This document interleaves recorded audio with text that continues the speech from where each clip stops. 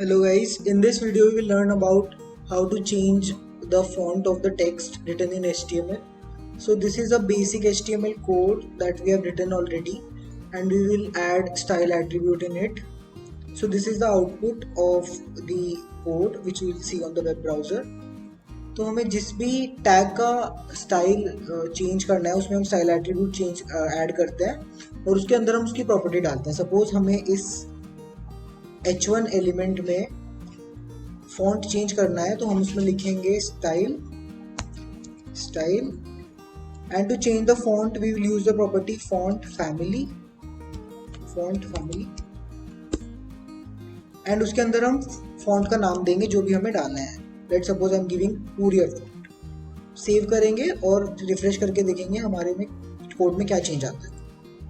तो रिफ्रेश करते हैं आप देख सकते हैं जो ये हेडिंग थी HTML H1 हेडिंग उसका जो इनर HTML है उसका फॉन्ट चेंज हो चुका है.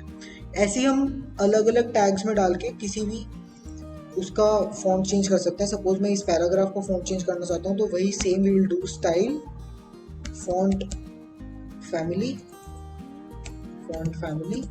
and we'll give the name of the font we want to change. So let's give Vardhana and let's save the code and refresh it on the browser. तो आप देख सकते हैं इस पूरे पैराग्राफ का फॉन्ट चेंज हो चुका है. So this is how we change the font of the HTML elements by using style attribute and font family as the property.